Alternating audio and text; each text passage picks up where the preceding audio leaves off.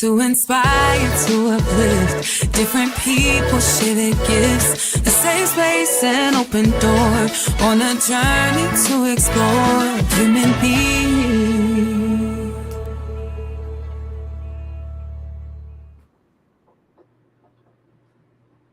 Happy Monday, everyone. Listen, ever since that one time, I'm always on the fence. I'm like, let me call out the right day of the week. I'm like, let me call out the right day of the week. I'm so excited. Ana, you're muted. Um,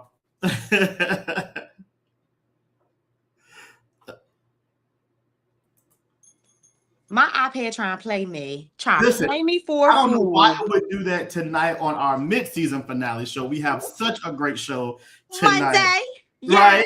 Yes. Everybody, welcome to A Human Being. My name is Dwayne Wiggins Jr., along with my beautiful, talented, most magnificent co-host, Ana Henderson.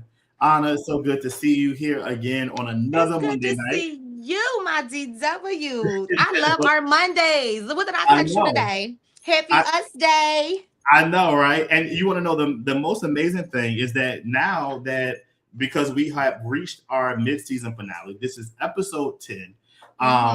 We are going to take a little break and regroup and rest. That's it. That's all. Just a little something. And then we'll be back again on July 6th to continue out our season 3. So excited about that. But just so happy to be here tonight. So happy to have our special guest that's going to be joining us soon. Miss Ebony is not a stranger to A Human Being. So we're so happy to have her back tonight and to talk about all things Juneteenth and our culture. We're talking about tonight in our show, the freedom stories, roots, legacy, and Juneteenth. As many of you know that this Friday, the 19th, is Juneteenth. Now, thank goodness, a federal holiday that most people will take time to celebrate. I know there's a lot of activities and festivities and all these things that's happening on Friday and this weekend. So we'll get into all of that a little later. But Ana, I want to talk to you and check in with you and see how you are doing. Yes. Well, little old me. I am doing quite well. Since last Monday. Jesus, I have made it through the graduation season. School is over. It's finally done, but that literally was the bulk of my week. Just trying to get Papa prepared for graduation. His was Tuesday, and then Araya graduated from 8th grade on Thursday, and I don't know. Lately, it just kind of feels like I'm getting up and I'm going. So I just feel like it was kind of rushed, but we made it happen. My boy did such a good job. He got the Determination Award. All of the kindergartners got individual, unique awards, and I was so proud of him. They did like 5 songs, honey. Them kids was up there singing, okay? They was up there singing. They did a Spanish song. It was so great to watch. Y'all know I'm a crybaby, so you know I was in there tearing up. I love and then he just looked like a little man. My boy is growing up. So, but I'm proud of him. He did a full year at big boy school, and now he is moving on to the 1st grade. So that was amazing. And then, of course, for Naraya, honey, I didn't know what to expect. It was an 8th grade graduation. Nice. The church was packed. I wanted to make it there, make it out, no issues. And that's exactly what it was. So shout out to all the families that came.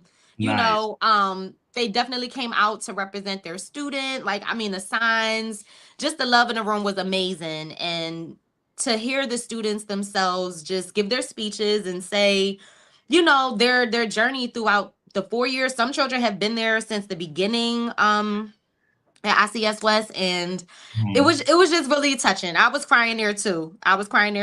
And when my baby walked across that stage, like, I don't know, she's the first for everything, but it was just, I'm just so proud of her. And like this next chapter, who knows what it's going to hold, but you know, she's done her thing with the sports, and I'm just excited for her. I'm nervous, but I'm excited.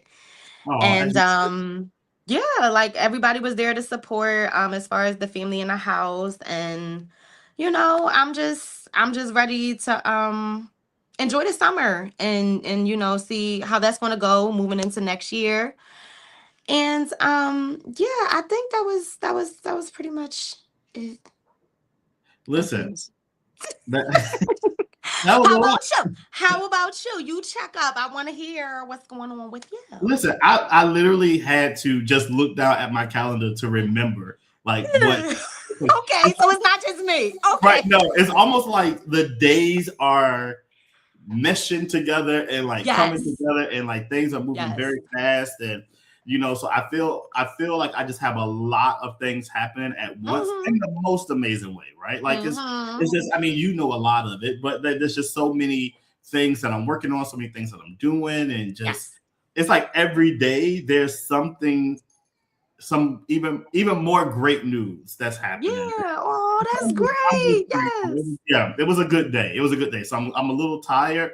Okay. Mentally, I don't want to think anymore today, but it was a good. Since the last time we talked, it was a good time. I was so happy that we got a chance to meet with the cast of the play, which I'm so excited about, and just like the excitement that from everyone that's been talking to me about it, like and like I'm so glad you're coming back with the show. I think that this show is going to be one of the best shows that we've ever done. So I'm really, really thrilled about where we are in celebrating our 20th anniversary.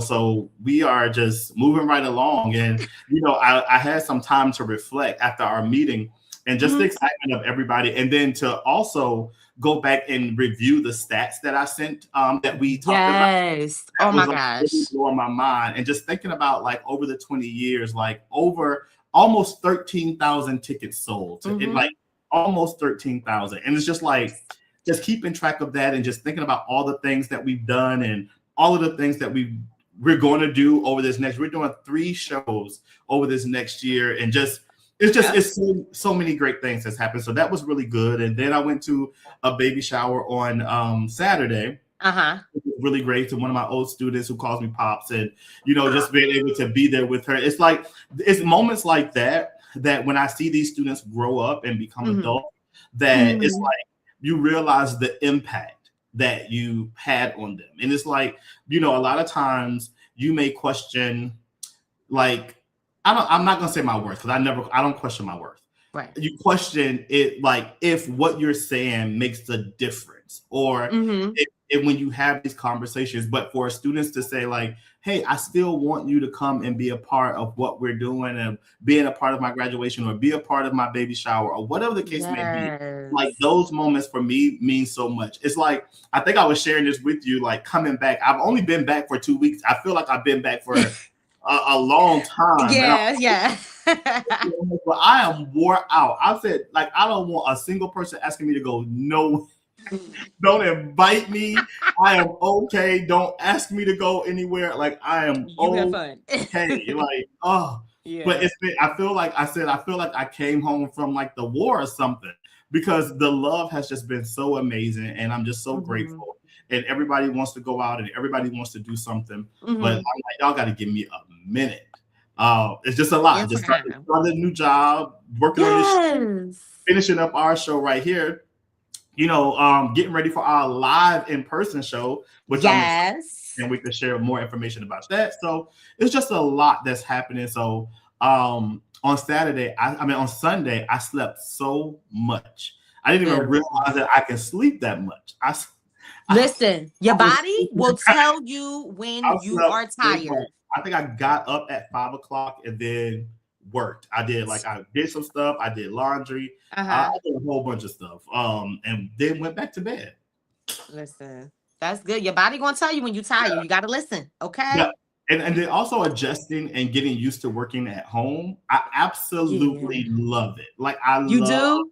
Good. I do. I love, like, for many reasons, right? Listen, I had mine too. I had a little taste of that, so I understand. Yeah, tell me yours. For many reasons. I don't have to deal with a lot of things outside. I don't have to get dressed or anything like that. I always tell people, as long as nobody says, all right, we want everybody to stand up, then I'm good.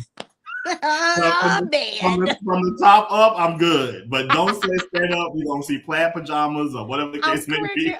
But so it's been really, really great in the way that everything happened. So it's just been, I just feel like over these last 2 weeks since I've been back in Philadelphia, it's been a whirlwind in the most amazing way that I am so grateful to be back. That's so good. That's so good. And I know it definitely feels longer. 2 weeks is crazy. It definitely feels longer. I know, right? And I'm feeling it. But it's like you got some planned stuff I'm ready for this summer, and I'm ready for some stuff that have planned and some trips and all of those kind of things. So I'm just really excited about, having these next couple of weeks off. Since this is our mid-season finale, like having this time off to be able to just really relax. I mean, not really relax. Like we're going to be doing some other stuff, but we just won't be here on Monday at 8:00 for tea. Yes. But y'all don't worry. Y'all don't worry. It's you just can always watch the shows you missed. yes, of course. Go ahead. No, I was about to ask you a question, but you go ahead. Okay. I want to jump into our show because we have a special guest here tonight, Ebony, and I'm so excited.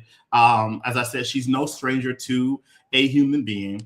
I can't wait for everyone to talk with her or hear her share tonight, because as you know, we are in this Friday is Juneteenth. So tonight we are celebrating this momentous time because of what it really means to us. So, a lot of times we're not just talking about a holiday, or we're really talking about the people, right? It's about resilience and about freedom that was delayed, but it wasn't denied. Because tonight we're talking about the fact that on June 19th, 1865, more than 2 years after the Emancipation Proclamation was signed, enslaved African Americans in Texas finally learned they were free.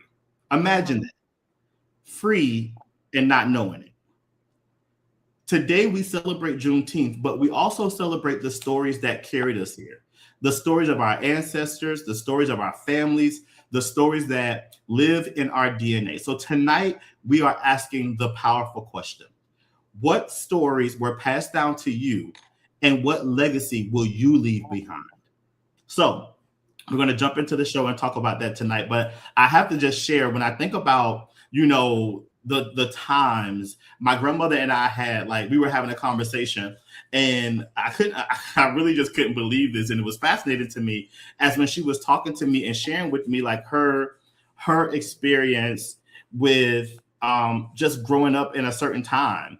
And she was telling me, and she wasn't sharing this to tell me like Black history or anything like that. She was just sharing this as like a story. We were just talking because, me and my grandmother are super close, so we always talk about everything. So we're talking, and she was telling me about, I don't know, it was kind of like matter of fact, like just in the story. She was like, because she was telling this story, we was talking about where some old buildings used to be, where old stores used to be, and what's there now. And so she was saying to me, like, yeah, because one time I had to use the bathroom so bad, and if they thought that I was going to walk over there to the Black only bathroom, they must have bumped their head. She was like, I walked into the white only bathroom. Okay. And I was like, wait a minute. Like, I don't know if it just never dawned on me that she lived through that time. My grandma was 82. I don't know. It just didn't dawn on me. Right. That I'm like, wow, you were there during a time where there was only white and only Black bathrooms, where you had to separate. And I'm like, you wasn't afraid? Like you wasn't scared to do that? And if you know anything about Grandma Lois, you know she was not afraid. She ain't never scared. She was not afraid to go in that bathroom. I was like, Grandma, like, what if you would have went to jail or whatever? She was like, right. I was not afraid. So I think about those moments and just think about like having someone that's in my life like that has experienced like moments like that, or really experienced, racism, or truly in situations in small little country towns in Florida, never really being free, like having the freedom to walk free, but never really truly being free. And during that time to be able to really use their choice of bathroom or water fountain, right, or have to enter a certain way, or certain things were not for them. So that story just kind of stuck with me because I think about it often, like, wow, she was really there during that time and saw the signs and saw that and experienced that. So that's another reason why tonight's episode is important to me, because I think that, you know, we don't spend enough time learning those stories from our family members. Like we talk about, I grew up with my grandmother for the most part and experienced a lot of stuff with her, but to know how things were when she was a child and what she experienced, I honestly have not really taken the time, I feel like, as I should, to really get to know her story. And, you know, just as a grown up, I'm gonna be very transparent. No, I love it. I love it. Like when I hear my grandmother say, like, "Oh yeah, I knew my great grandfather," I was like, "What? You had a great grandfather?" Right. I'm like, but everybody, like, you know, so it's like you hear these stories, like you just don't think, because I think sometimes, and it could just only be me. It could only just be me, and I'll take it. But a lot of times we get so stuck in what's happening right now that a lot of times we don't think about how we got to a certain place. Like we don't, I think a lot of times, and like I said, it could be me and I could be wrong, but this is what I feel. I feel like a lot of times our story as African Americans or as Black people, our story is very surface of, we came on a boat from Africa and came to America in the end, and that's Black history. Like, and then there's Martin Luther King, there's Malcolm X, there's Harriet Tubman, right? There's certain people that we only focus on, not knowing that some of our own relatives and family members were a part of some of those movements and journeys. You know, so it wasn't, for me, what's important now is to really begin to really spend the time with my grandmother, especially in her latter years. Like I said, she's 82. My other grandma's 83. So we're getting ready to travel to Florida, and I'm really excited about that, because while I'm there, like I really want to talk to them more about, you know, their upbringing and what they experienced and stuff like that, because I feel like it's important to know those things. And I don't want to, and I know that they have stories, and I don't want to, while they're still in their right mind and can talk about it, that's what I want to hear. Like I don't want anybody to try to tell me their story, or I don't want to have to read about it later while I have the ability to be able to learn about it now. And I think that you need to have that opportunity, because somebody, you know, so for me, I don't have that option. Like I honestly never had the opportunity to meet either of my grandparents and, you know, have that moment, have that sit down by, you know, her feet at the couch and just listen or get my hair done, whatever the case may be. And, you know, that it makes it more intriguing for me to hear stories and like, oh my God, like, wow, that's amazing. Because I don't know that. I don't know what that is. And, you know, we all grow up differently, but I was raised by my aunt, who I was told is my dad's sister. And clearly they're related. They have the same mom, but she had a different dad. And my aunt wasn't liked by her siblings. That's the story I was told. But that's the only story I was told. Like it was never a further conversation. I've never, you know, gone to another aunt or uncle to talk about this. And both of my parents have now passed on. Like they're gone now. Like my children don't have the option to have that type of conversation or hear stories about their, you know, younger days and what they went through. But one story that I know that stuck, I don't even know who told me, but my mom, my real mom, they said she jumped the fence when she was pregnant with me and she went into labor. I don't know why the lady did that. I don't know. But that's the only story. I don't have anything else, but it just intrigues me. So I definitely encourage you and anyone else with the opportunity to sit down and have these talks and just learn more about your past and your history and where you came from. I think it's important and dope. So yeah, I think too, and I even think about like my grandmothers, and I talk about my one grandmother in particular. I think that it was even amazing to watch how emotional she became when President Obama was elected president. In her lifetime, that's something that she never would have imagined that she would see or even happen. And I think that to live a long life, I only pray that my life is that long. To be able to live a life that long, to be able to see what was and what's now and what's so different, to know like, well, back in the day, it was no cell phones, right? And to like come today and having them use technology and just to experience like the transition of like the decades of life, I just think it's so amazing to be able to have those conversations and to be able to see. I know even for myself, like growing up in the 80s and like from the 80s to like now, how things have drastically changed. Yeah. And you just adjust with it. But I just yeah. I'm fascinated to know like there were times where, you know, they were going through this and now they're here, and the freedom that they see that we have now was not the freedom that they had back then. So I think it's a perfect transition to bring Ebony in, because I really can't wait to hear what she has to say to this conversation. So everybody, we thank you so much. I'm going to let Ana introduce, but this is what I want to say. Ebony is going to have our platform tonight, and she's going to talk. She's going to share. You can ask questions. Ana and I are going to engage in the conversation, and we'll also be in the chat. But this is Ebony's show tonight, y'all. This is well, yes, tonight, right? yes. Well, everyone, I would like to welcome my friend. She is so many things: a producer, director, poet, writer, founder of PGP. That's what I be saying, PGP, Pearl Girls Productions, and just an overall amazing person. I had the amazing opportunity to work with her. 2 summers ago with a wonderful project called A Song for Nia. It's a web series that, you know, she just came back from the Charlotte Film Festival. Yeah, because we made it to that. So yes, everybody, welcome Ebony Zamani. Hey, Hey girl. Ebony. Thank you so much for being here. Thank you for the beautiful introduction. Happy Juneteenth, Black people. Happy Juneteenth. Yes. So Ebony, we want to turn it over to you, because I felt, and Ana, we both were talking about this, just kind of really felt that it was important. Ana's been telling me the amazing stuff that you've been doing with genealogy at the library. So I'm very curious for you to share with the audience, how did you get into that? Tell us about it. How can people connect? It's your show. It's whatever you want to talk about tonight. Okay. So I can do is start at how we got to the Legacy Lab. So it's called the Legacy Lab Black Genealogy Club. We have one more workshop at Cobbs Creek Library on June 27th, Saturday, June 27th from 11 to 2. So if folks are interested in coming out, you can come out to our last workshop. Anna's been there on the team with that as well.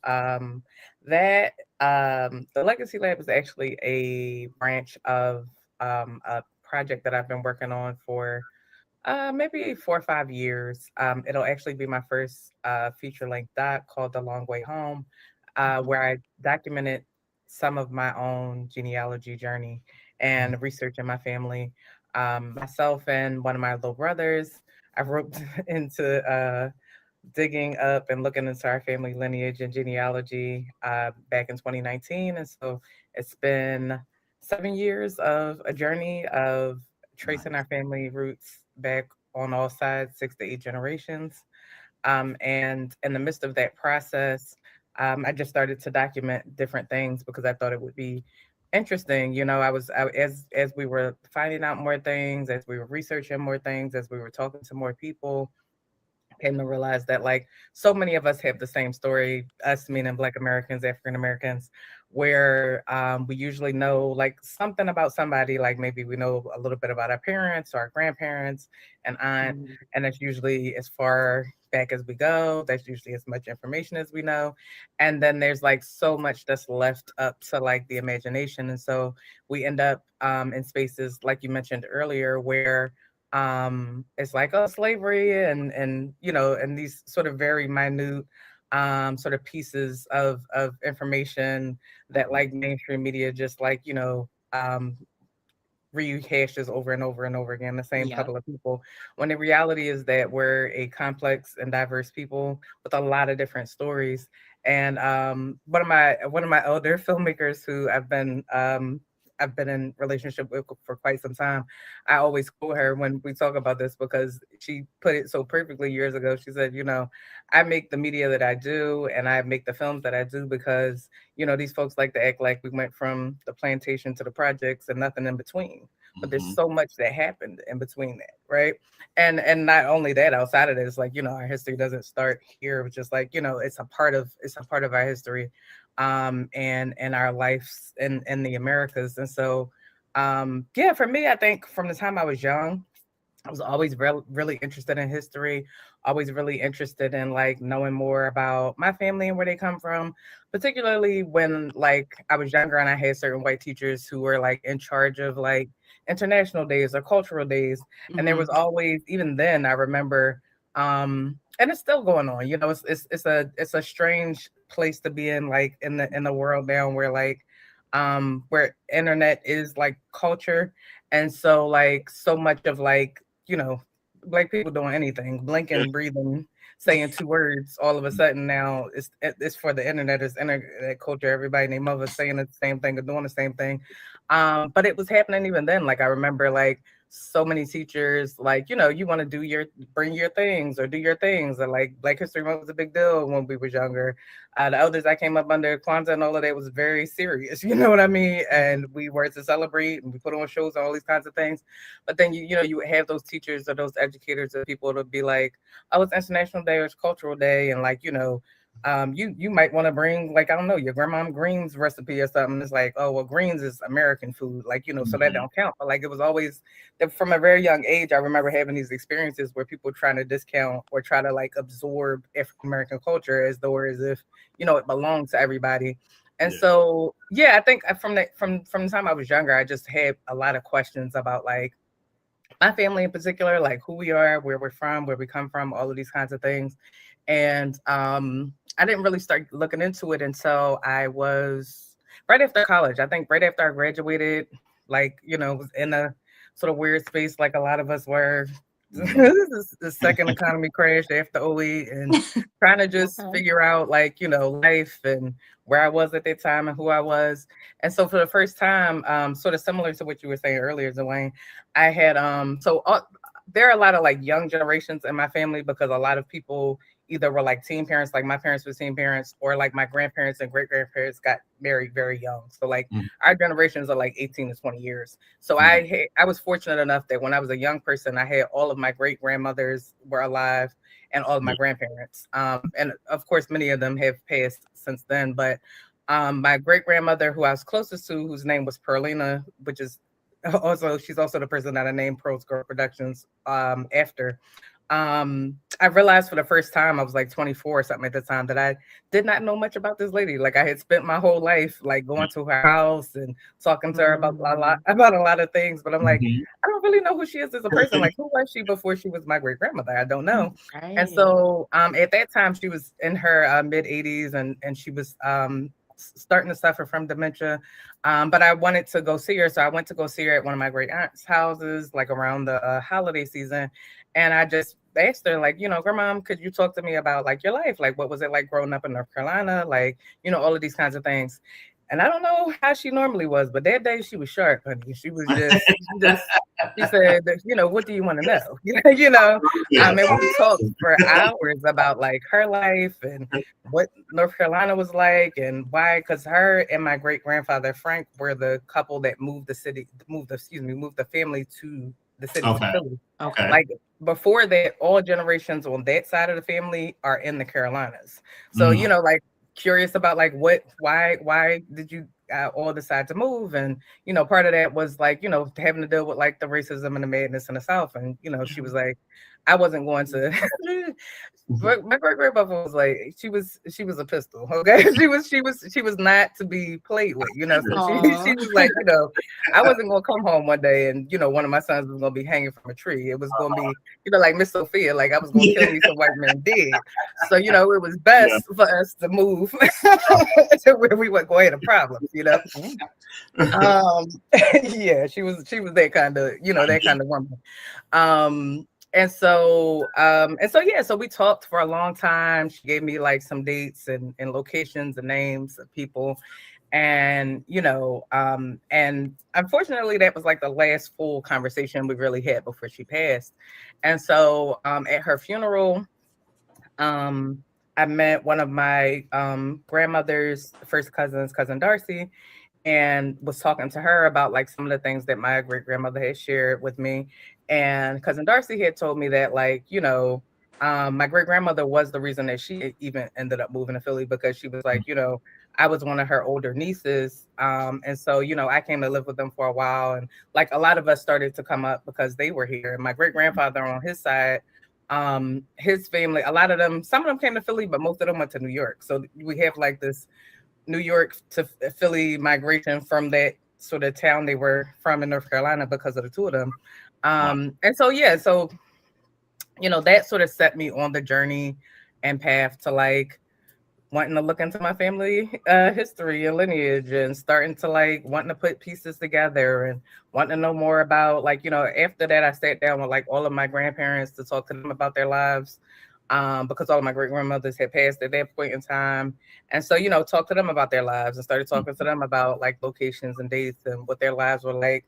I found out in that time frame that like, most of my family was from South Philly at a certain point in time because South Philly, the 7th Ward, that was originally where Black folks were from in Philly. Like if you came up before a certain time, and that was kind of like, it was still like early, what they consider like early Great Migration years, like early 1900s to maybe like 1940s, 1950s. But if you were here before that, which I found out also that like on my dad's side, I'm a 5th generation Philadelphian, for example. So the family's been in the city for almost 200 years in the region. That like they're all from South Philly because that was the only place that Black people could live in the city proper at one point in time. Like, they wouldn't let them move anywhere else. So like South Street, Lombard, Fitzwater, Catherine, Christian, like Christian Street Y, like if your folks been here a few generations, more than likely they got some sort of connections, they got an address, there's some information you can find out about them somewhere from that part of South Philly.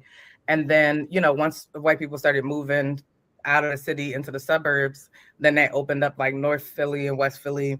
And my family moved north after that. But like there's so much that like I found out, I learned, and I felt like during that time frame, like as we were sort of piecing together our own family trees, I was like, this might be interesting to a lot of other people. Like I know a lot of us have, again, like similar issues where, we don't know as much as we would like to know. And I feel like it's hard. And it's like, oh, well, I know my grandpa, I know this one person, and he kind of told me this, but that's it. And I think that the thing for me that's unfortunate about that thing is like, it allows room for other people to tell us what our stories are then, right? It allows other people to, get carried away with our narratives. And so it's important, especially in a day and age where people are actively trying to erase us from all the things, records, memorabilia, all of the things, that we personally get invested and involved with, like, if nothing else, our particular families, the communities our families were from, the towns, the cities, the counties, and like make sense of like, what their contributions have been to America, what their lives were like, who they are and who they were influenced who we are. You know what I mean? There are a lot of things about me still to this day. For example, like I'm a serious Black woman. That's what I tell people a lot of the time. A lot of things I play about, I joke about, I kid around about. I don't play about my people. Period. And that's a reflection of like not only the elders and the people I came up under, but like as I've been on this journey, like I went back to Duplin County, to the small like town that both of my great grandparents were from, and met family members for the first time 2 years ago and 4 years ago, and meeting so many of them, meeting some of my like grandmother's first cousins and elders that told me all kinds of stories about like we didn't play around a certain kind of way. we didn't allow this kind of thing. And, people wanted to spit on people and call people slurs when they tried to go to school and stuff like that. We went to the school the next day with a shotgun. Like, what's the problem? So it's like, so those kinds of things, it just made me feel better and understand myself even more. Cause it'd be like, sometimes I'd be like, well, where did I even get this audacity from? And it's like, oh, this my people. Like this just where I come from. Like, we never played them kind of games. You see what I'm saying? So like, I feel like those kinds of things help you, and it helps you, like even feel like, days and times, because we all go through our own things mentally, emotionally, like you get into these existential questions and crises sometimes in your life around like, who am I and what's the point and all of these kinds of things, and it gives you something else to hold on to. Like, I come from a long line of people who about X, Y, and Z, and didn't play around like this, and were artisans. Like, I come from a lot of artists, so it makes sense that this is my career, like all of these kinds of things. So anyway. No, I love all of that, what you said, but I want to go back to the beginning. because you said a lot that I just absolutely just like, I am like smiling so hard inside. I love your passion I love the passion that you felt and the importance of finding out, who your people were, like who were your lineage, and the passion that you have for others to find out. I want to ask you this. Do you remember the moment, or was there a specific time that you said, I need to do this? Like, I need to find out. Can you share that?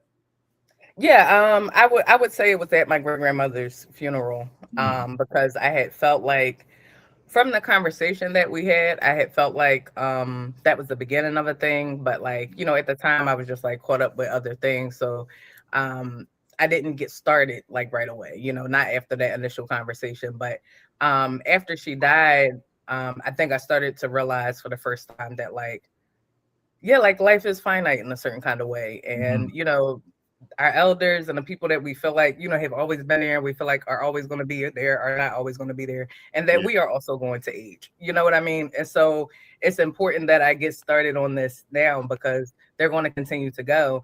And that was 2016. And so in the last 10 years, I've lost, I only have 3 of my grandparents left living.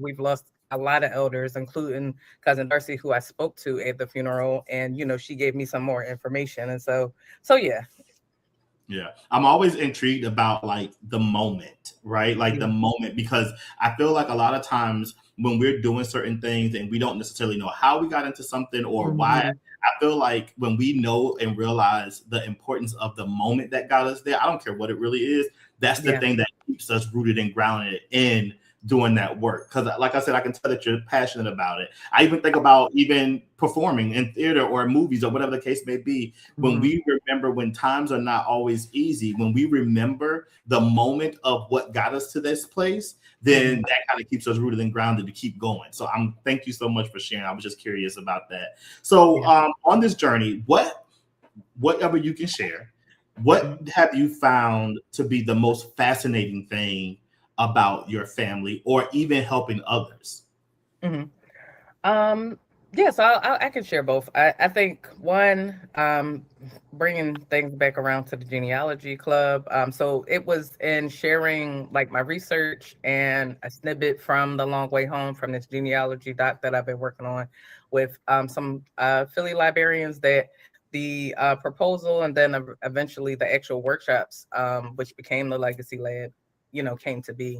And so I think what's been great about being in those spaces and helping folks out at the workshops is just like seeing people like open up in real time to like, a lot of folks are stuck. A lot of folks came in with like questions and curiosities and not being sure about certain things. And, I got this one relative and, I know this about them, but I don't know that. And so it's like being able to just share techniques and access to resources and things like that has opened up a lot for a lot of people. So I've been happy to see like people on their journey since January, even in a 6-month period, how much they've been able to learn and continue to sort of add to their lineage and as they continue to trace their roots.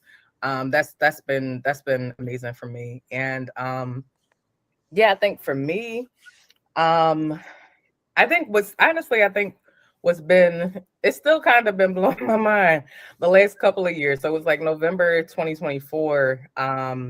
My brother was talking to a relative in Alabama because on our mother's father's side, we got family in Alabama, we found out.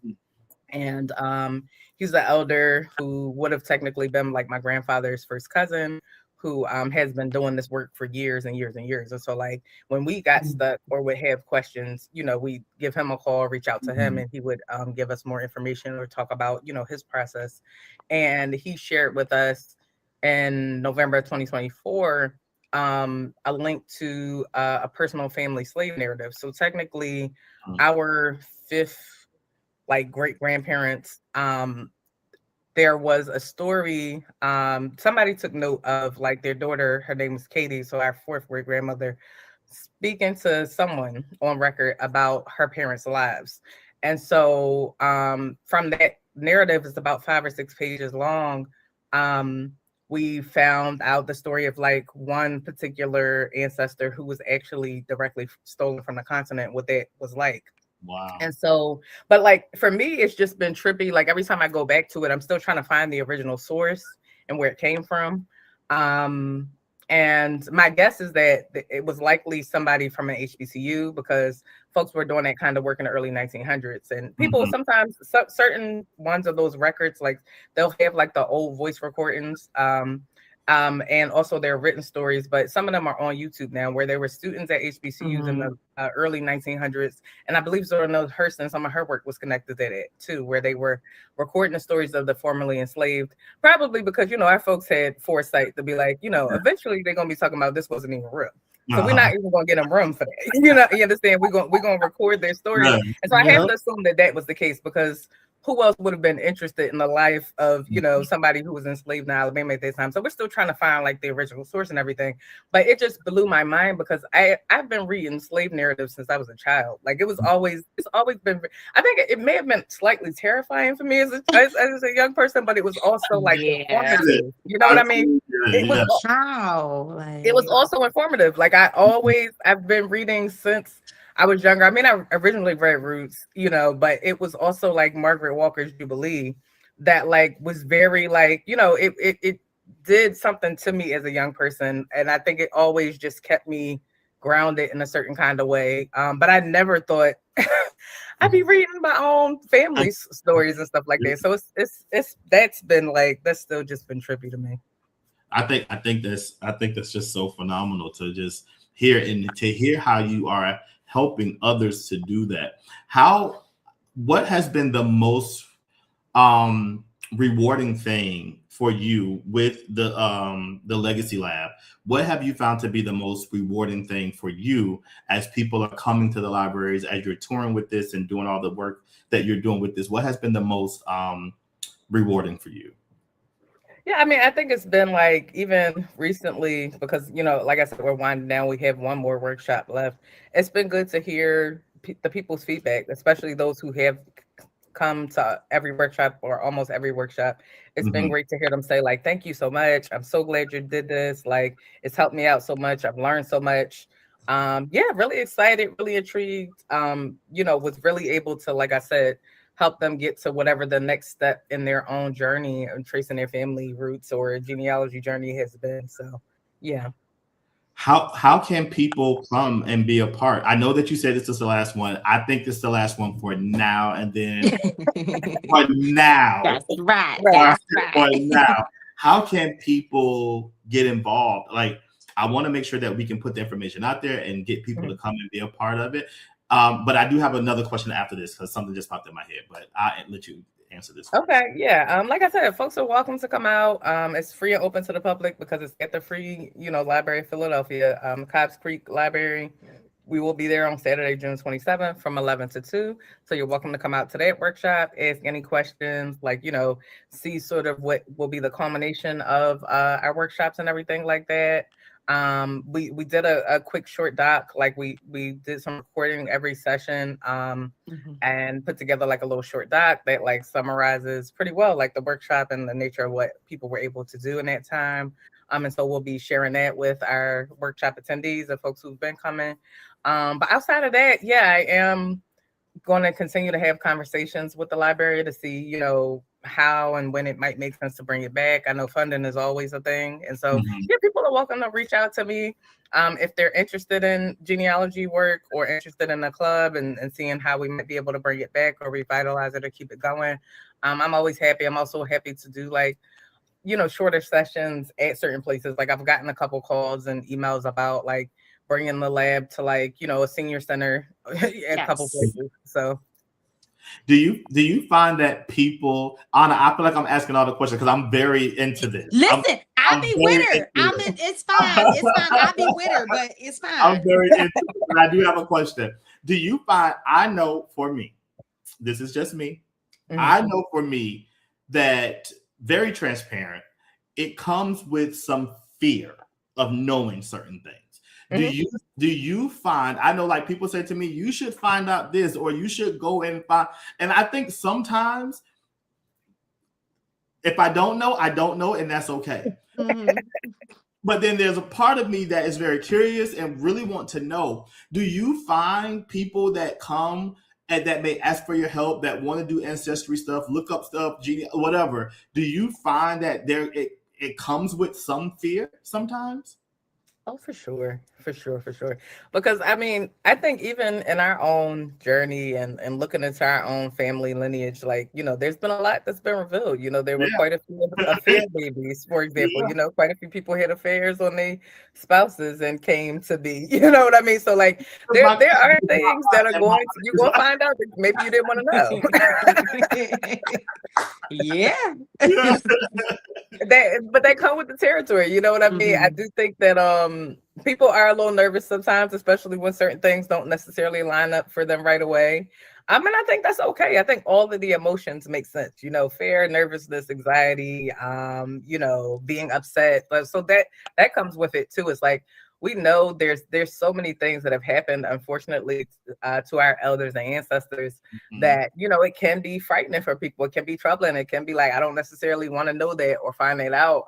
And there have been things that, like I said, in my own family, we had like would have technically been like our great uncle, like one of my great grandmother's brothers, who was like murdered in a bar after he went to the military, murdered in a bar by a white man over what, which is still not clear. So like, we have those things, I think you just have to allow yourself to like process and go through the emotions, like, and be prepared for that kind of thing. It's part of the journey. You're going to find out things you don't want to know. There's going to be some, unfortunately, terrifying, gruesome, sometimes things that happen, but it's like, it's a part of your journey, is a part of your family's legacy.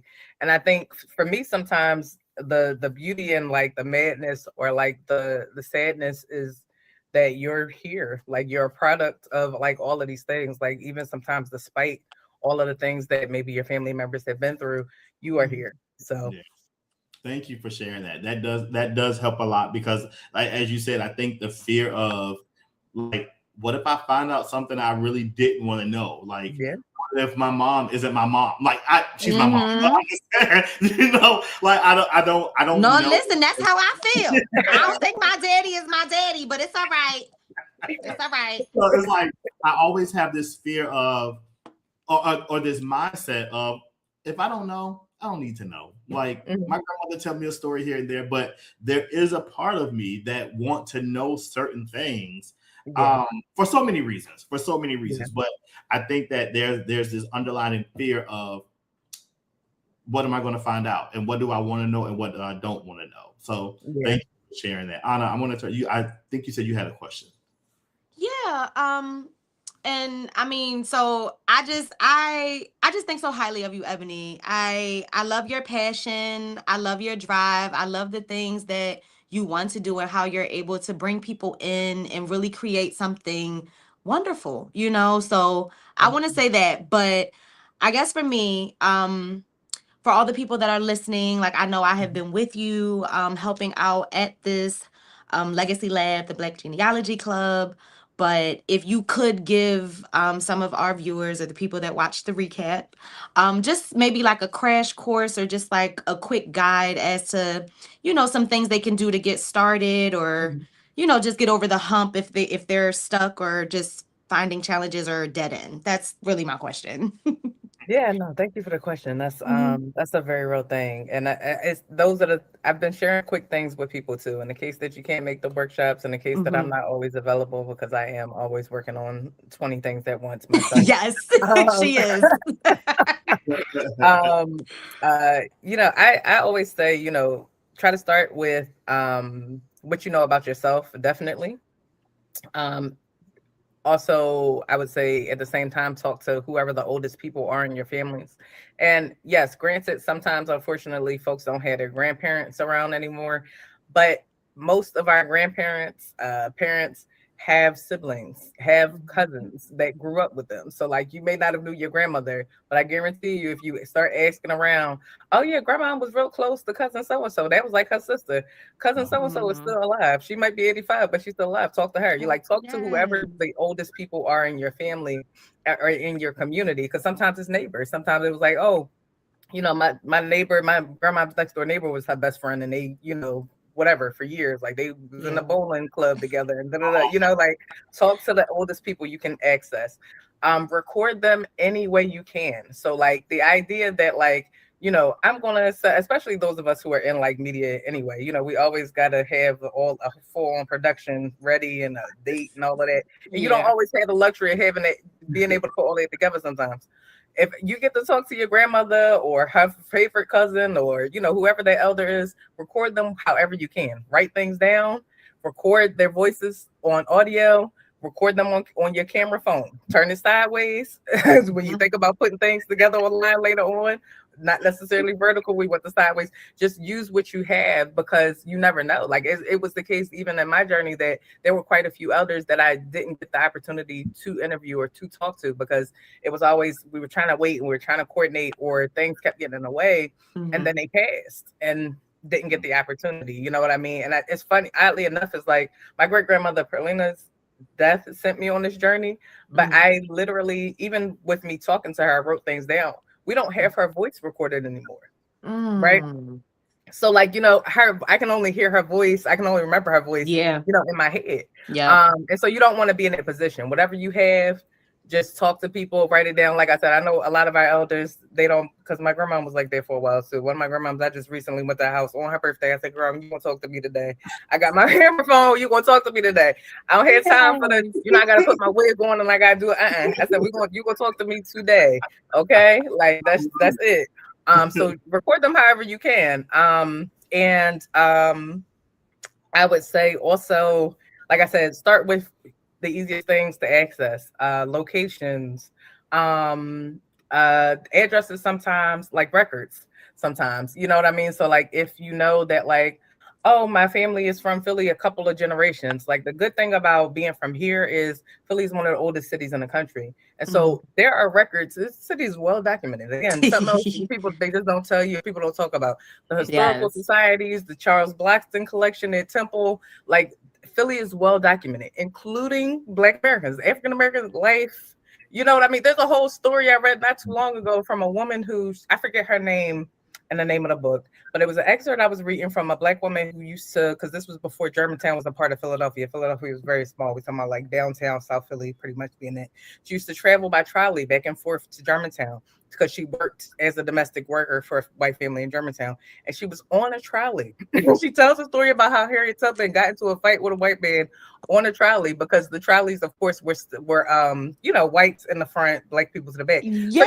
So saying all that to say, it's so, Philadelphia is well documented. If your people got history in the city, it's somewhere, somehow there's information available about them. And I would say the same thing about folks, even if with your family from the South, because again, if your family been here long enough, we all got roots in the South.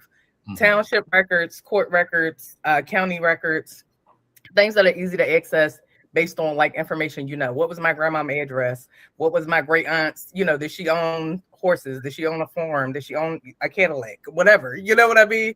So like start with the information and that's easy to access, and you can build from there. You'd be surprised at how much will open up. Like I did not think when we went on this journey that I would be able to say confidently and calmly, like, yeah, we've traced our family back on 6 to 8 generations on all sides. Like that was not the goal. It was really to learn more about like my great grandparents and their lives and things like that. But it's opened up so much more for us. So yeah. Well, that is amazing. Thank you so much for sharing that. I hope y'all had your pen and paper. Because steps. I know. And rewind it back. Pause it. You can do that. Before we let you go, I just want to make sure that I have the information correct. It's the Legacy Lab Black Genealogy Club at Cobbs Creek Library, Saturday, June 27th. From what time to what time? 11 a.m. to 2 p.m. 11 to 2 p.m. We're going to put that information right out there so that y'all can see it. And there we go. Yep.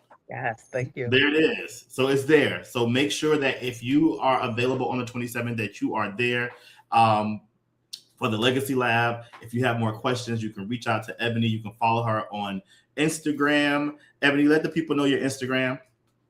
My Instagram is at Film Fanatic. Film Fanatic spelled with a PH instead of F for Philly. And also you can find us online on all platforms at Pearls Girl Productions. I love it. I love it. I love it. Ebony, thank you so much for joining us. Thank you. Ebony, thank you again. And if you want to reach out to Ebony, please make sure we will make sure that you have her information. If you're watching this back, just look down in the comment section and you will see her tag and you will see the information for the Legacy Lab. Thank you so much again, Ebony. Thank y'all. Thanks, see you. Bye. I love her so much. Yes, she's so amazing. She just do all the things. And just watching her at this workshop has really just been magical, because I'm telling you, it's been the community and it's been the same people coming from this location to the next location, and they became a family. Like, even the findings that they find for themselves, they talk amongst each other, and it's like, oh my God, you have an Uncle Earl? There's an Uncle Earl down there. Oh my God, you. And it's just been something to really watch. It's really been something amazing to watch. So big shout out to Ebony.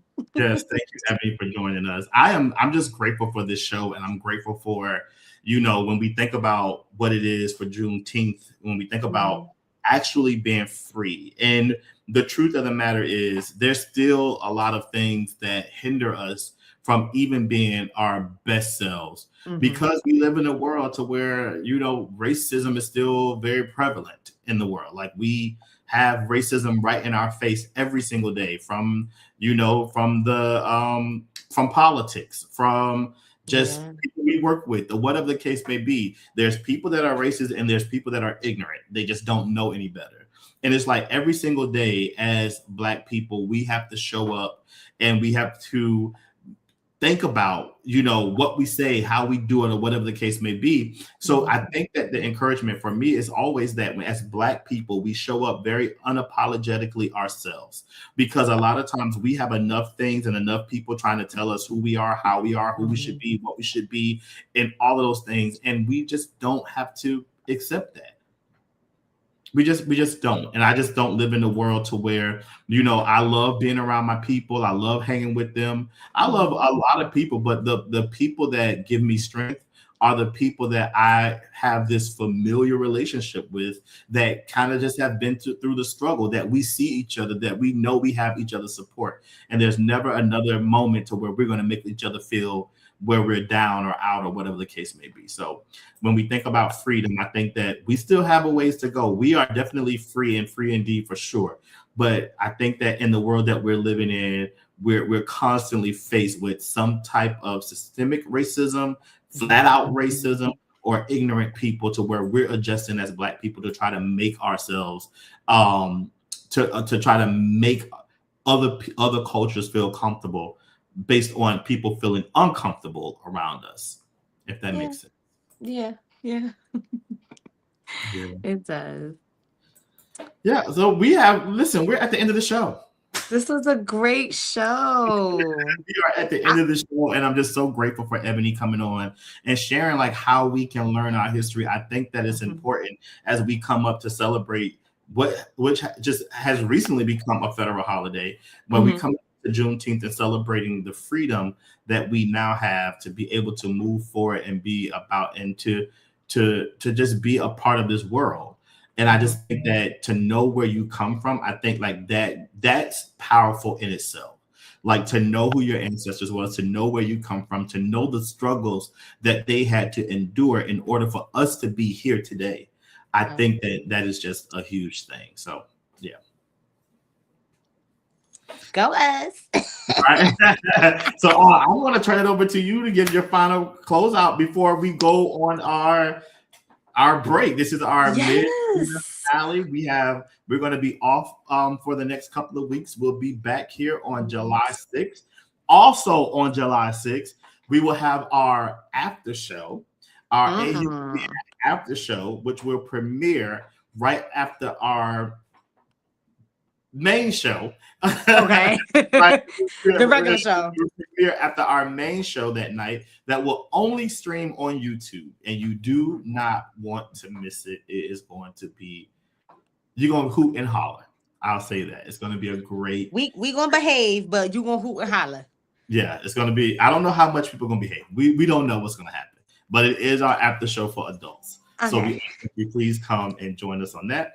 And then we'll get with you and let you know about our live taping that we're going to do in preparation for our season finale. We're going to do it in front of a live studio audience, and we're really, really excited about that. So thank you all so much for your support over these last 10 episodes in our season 3. And then we'll be back for episode 11 in about 2 weeks. Did you say season 2 or season 3? Season 3. Okay. I don't know. Go back and watch it. I don't know what I said. But we're in season 3. And then episode 11 when we return. Ana, I'm going to turn it over to you to close us out, and then I'll close out with my final remarks. Yes. Well, for today's episode, our amazing Juneteenth episode, I just want you to celebrate you know. The library, not the library, the museums. I think the museums are having some free events on Friday. So, get out, enjoy the town, enjoy the festivities, and just, continue to be true to you always. Okay, that's it. That's my message. I love it. I think for me that, and I really thought hard about what I wanted to say tonight. And for me, Juneteenth reminds us that freedom is more than a moment. It's a journey. Mm-hmm. Our ancestors dreamed dreams that would never live to see that. They'll just never live to see those dreams. They planted seeds knowing someone else would sit beneath the shade. Because of them, we're here. Because of them, we have stories. Because of them, we have choices. And because of us, future generations will live and have a legacy. So tonight, call an elder, ask a question, record a story, write down a memory. Because every family has a history. Every person has a story. And every story deserves to be remembered. So happy Juneteenth to everyone. And remember, before anything else, we're all human beings. Thank you so much. Have a great night. We love you, and we'll see you back here on July 6th at 8 o'clock. Good night, everybody. Good night. Bye. Human beings.